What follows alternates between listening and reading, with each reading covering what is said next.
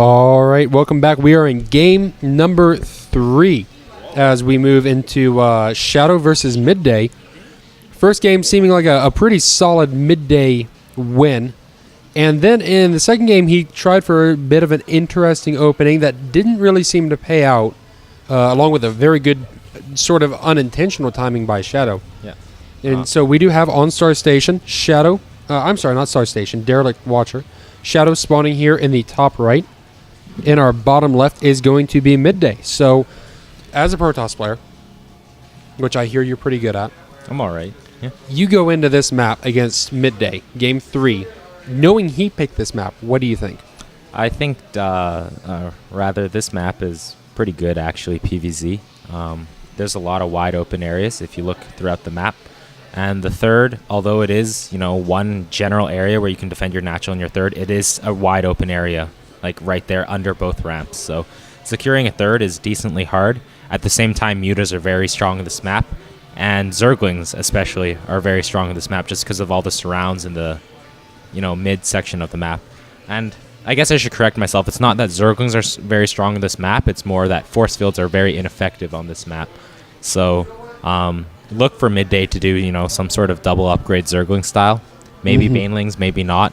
But then eventually transition into Muta and try to punch the Protoss off 3 base. Or while the Protoss takes his 3rd base. And that really is what happened in game number 1. He went to Hydras for a little bit, and then pushed Mutas, and then just continued to build up Hydras behind it in addition to his Mutas. Yeah, that's a really standard Zerg way to play. Usually they make Zerglings and Hydras, and they make the fast Hydras, A, to either defend against Stargate, or B, to try punishing a really quick third.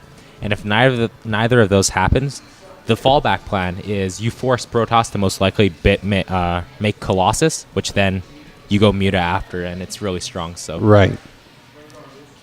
Looks like Shadow actually takes his Nexus first into Gate. So this is a very, very, very, very greedy opening. But then again, he did scout a hatch first, so it is relatively safe. So I like the reactionary play he's showing right here. It shows that he's very adapting. So right now, given the openers, I think Shadow actually has a bit of an advantage. But that depends if Midday takes his 3rd right now or not. And Midday is going to be approaching with this Overlord. He's going to see everything. He's going to know, the timing is as to, okay, your Forge is just now finishing. That's a late drop. Your Gateway's still wrapping up. That's a late drop. And, seeing the Nexus also wrapping up as well and saying, okay, so here's your order. Here's how you went. I'm just going to continue to swing my Overlord right over here. Watch you drop your Cybercore, no big deal. Yeah, so this wall is a bit iffy. I think the pylon should have been placed a little more, or he wanted it placed a bit more so the Cyber could be part of the wall, but it's a wall nevertheless. I don't think he has to fear Midday doing a Baneling bust, although some Zergs do see this weakness where there's 2 pylons in the wall, and they would just Baneling bust this. Right. I don't think that's going to happen this game. Midday clearly took his 3rd after he saw, the Nexus first into Gate, into Forge. I still say that Shadow has a bit of an advantage economically, but again, we can see that in the mid-game, Midday makes very good decisions. Shadow potentially could slip up on his macro, so even though he has this edge, he has to play it through well, or play well for the next, 5-10 minutes if he wants to capitalize on it. And this is rather interesting. Shadow is chronoing an upgrade out of his core, but it's not Warp Gate. I honestly think that's a mistake. I mean, are the hotkeys near each other? I mean, is that a big... No, but, maybe you can press E randomly. I know it's happened to me once, but that was because I was actually selecting my gateway and I was trying to build a sentry, and I accidentally had my Cyber hotkeyed. Well, he's still chronoing it, and one of the big tells is that, like, it's not Warp Gate. I don't know. Like, usually you realize that you're missing out on a lot of gas, and this is where he clearly thinks it's a mistake. He's dropping these gates in time to turn into Warp Gates when this upgrade finishes, but unfortunately that upgrade is not Warp Gates. So, and he can't see like we can see with GameHeart here, where it's going to appear right on top. Yeah,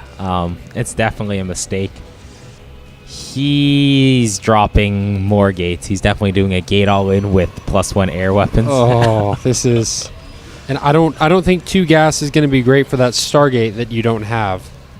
He's going to go up to 8 gates. It's going to get completely spotted. Midday's probably, after these Overlords finish, he's going to drop spines. He's going to drop roaches. And then the attack's never going to come. Maybe that's going to throw him off. But there's, like, this is very painful to watch. His probe out on the map was also scouted by Zergling. Yes. So. Oh, and now he sees he didn't go warp gate. Oh, God. This is rough, so... He's still going with it. He's got 120 seconds to go, but he's going with it. Like I said, Midday made a bunch of units. If we look at the income tab, Protoss is 4 harvesters behind 3 now, so it's not that bad, but the problem is Zerg has an established third. Midday in this game, instead of the last one, has roaches as well, so you can't just mass zealots. He didn't get to cancel a pylon. He did lose his other forward pylon. Creep spread like a boss right now. I mean, he's making Scarlet proud. Yeah. This game looks very, very difficult from the Protoss end now. The Zerg literally has over double his supply at the 8-minute mark. Yeah. 30.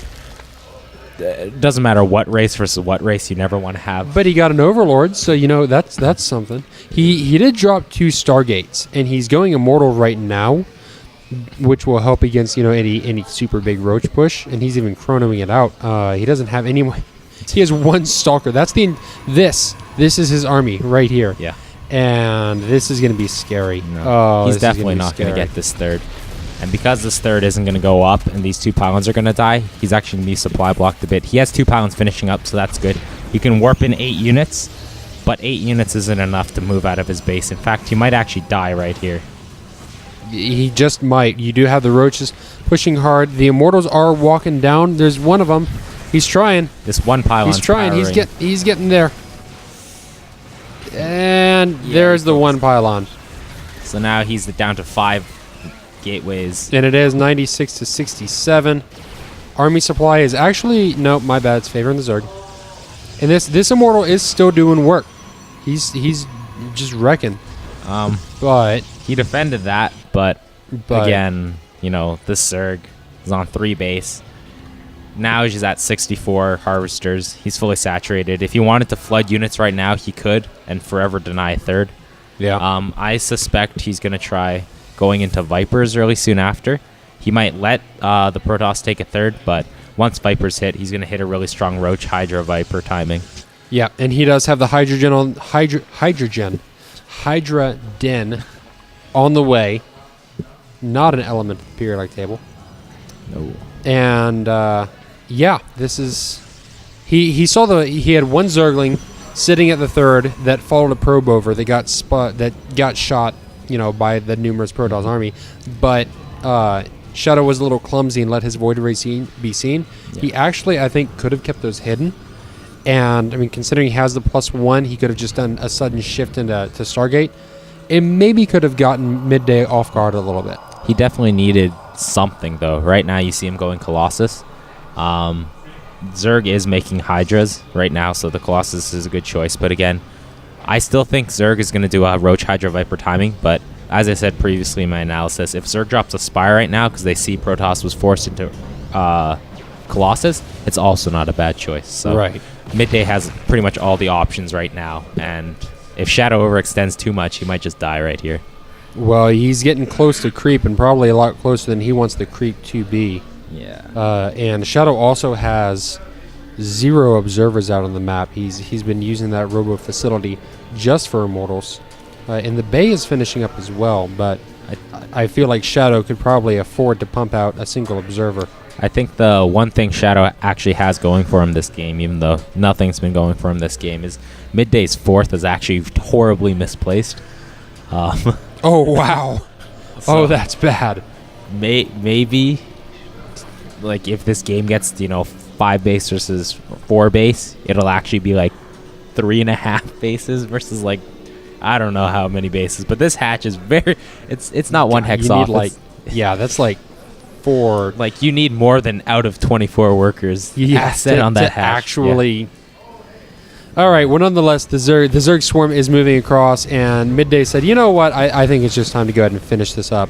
It is 197 supply, so he's getting ready just as he's hitting cap, and the Hydra Speed is getting ready to finish as well. The range, of course, already finished, and the +1 ranged. And he's got a pretty decent concave. He has stopped a fair bit of production, but his full army isn't committed to this, and I feel like that's a problem because you have one Protoss Death Ball, and there's, Prismatic Alignment should have been burned much, much earlier. But as soon as those Void Rays are down and the main DPS is gone, the Hydras pretty much have free reign over these gateway units. Yeah. And one Immortal. I guess this push killed him. He actually hit right before his Zerg missile attacks level 2 finished. So it's a bit of a mistiming, but he was way too far behind from the early game. He tried to do an 8-gate all-in without Warp Gate. And not only without Warp Gate, with 100 minerals and 100 gas really early invested on into +1 air. So Yeah. And that's... I think the only thing worse than that opening could be potentially upgrading air armor level 2 as he waited. But, you know, he does have his Colossus out, but I think it's a little too late. Yeah, it's a valiant effort by the Protoss, but the Zerg Swarm... yeah, that's GG. Shadow can't feel too great about that, but I mean, it's really on his own fault for that. So that's going to close out that series 2-1. And we're probably going to take a little break because that's finished our group stage, I believe. And we're going to get some brackets organized. We'll be back with y'all soon.